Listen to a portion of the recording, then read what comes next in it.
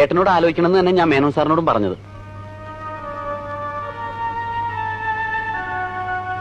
ഞാൻ എന്റെ ഭാഗ്യാന്ന് എല്ലാരും പറയണേ.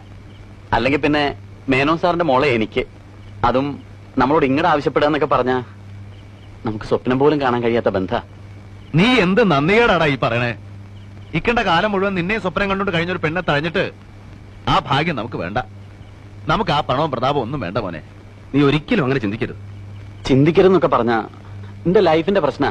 ഏട്ടൻ അത് ആലോചിക്കണം. ലൈഫ്, ഈ ലൈഫൊക്കെ നിനക്ക് എങ്ങനെയാണ് ഉണ്ടായത്? ആ തന്തയുടെ മോളെയും വസ്തു വെച്ച പണമില്ലായിരുന്നെങ്കിൽ ഞാനും നീയൊന്നും ഈ സ്ഥാനത്തില്ല. എന്തു കൊടുത്ത് വീട്ടുകൂടെ ആ കടം? ആ കടമയും കടപ്പാടും ഒന്നും മറക്കരുത്. അത് മറക്കൊന്നുമില്ല. എന്ന് വെച്ച് എന്റെ ഭാവി എനിക്ക് നോക്കണ്ടേ? പണ്ട് ചെറുപ്പത്തില് കളിയായിട്ട് എന്തൊക്കെ പറഞ്ഞു എന്നല്ലാതെ വേറെ അങ്ങനെ ഒരു വാക്കൊന്നുമില്ലല്ലോ. വാക്കില്ല. എന്തിനാടാ വാക്ക്? എനിക്കും നിനക്കും അമ്മയ്ക്കും ഈ വീട്ടിലും നാട്ടിലൂടെ എല്ലാവർക്കും അറിയാലോ അവിടെ നിനക്ക് വേണ്ടിയാ ജീവിക്കണമെന്ന്. പിന്നെ അതിനിപ്പോ വാക്കുടമ്പടിയൊക്കെ വേണം. ശരിയായിരിക്കാം, ചെറുപ്പത്തിൽ അങ്ങനെ പലതും പറഞ്ഞിട്ടുണ്ടാവും. പക്ഷെ ഇപ്പോ എനിക്ക് എന്റെ നിലയും വിലയും ഫ്യൂച്ചറും ഒക്കെ നോക്കണം. അഡ്വക്കേറ്റ് രാമൻകുട്ടി മേനോന്റെ സണ്ണിലോ ആകാന്ന് പറഞ്ഞാ എനിക്ക് കിട്ടുന്ന നിലയും വിലയും സോഷ്യൽ സ്റ്റാറ്റസും എന്താണെന്ന് അറിയാവോ? മാത്രമല്ല ഭാവിയിൽ അദ്ദേഹത്തിന്റെ പ്രൊഫഷണൽ ഗുഡ്വിൽ മുഴുവൻ എനിക്ക് വന്നു തരാനുള്ളതാ. പണ്ടെന്നോ കുറച്ച് കാശ് തന്നെന്നും പറഞ്ഞ് ഇതൊക്കെ വേണ്ടെന്ന് വെച്ച് കുഞ്ഞമ്മയുടെ മോളെ കല്യാണം കഴിക്കണമെന്നാണോ ഏട്ടൻ പറയുന്നത്? മനുഷ്യനാവണം ആദ്യം, എന്നിട്ടുണ്ടാക്ക് നിലയും വിലയും. അതൊന്നും സൂത്രത്തിൽ ഉണ്ടാക്കല്ല വേണ്ടത്, സ്വയം ഉണ്ടാവട്ടെ. അതാ കഴിവ്. ഇപ്പൊ നീ വക്കീലായിട്ട് എന്നോട് വാദിക്കണുണ്ടല്ലോ, അതിനുള്ള കഴിവുണ്ടാക്കിയത് ഇന്റെ വേർപ്പാ. നിനക്കെല്ലാം ഉണ്ടാവും, ദൈവം തരും. വന്ന വഴി മറക്കരുത്. ഇത് ഞാൻ സമ്മതിക്കില്ല. ഏട്ടൻ ഇങ്ങനെ വാശിയും ബഹളം ഒന്നും കാണിക്കേണ്ട കാര്യമില്ല. ഇതിന്റെ ലൈഫിന്റെ പ്രശ്നം.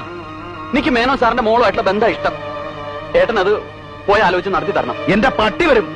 എടാ, മേലേടത്ത് രാഘവൻ നായർക്ക് നിന്റെ അത്രയും വിവരവും വിദ്യാഭ്യാസം ഇല്ല, പക്ഷെ നെറുകേട് കാണിക്കില്ല. എന്റെ നെഞ്ചിൽ പിടപ്പുണ്ടെങ്കിൽ ഞാൻ സമ്മതിക്കില്ല.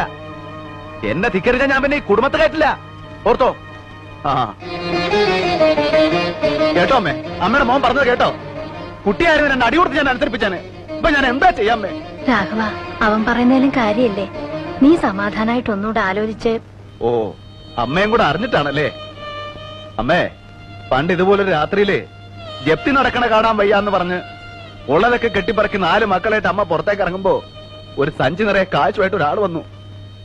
അന്ന് അമ്മ പറഞ്ഞു കുഞ്ഞമ്മാമ നമ്മുടെ ദൈവാന്ന്. പിന്നെ ആ കുഞ്ഞമ്മാമയുടെ മോളോട് അമ്മ തന്നെയാ പറഞ്ഞേ, എന്റെ വിജയന്റെ പെണ്ണാ നീന്ന്. മറക്കരുതമ്മേ അതൊന്നും.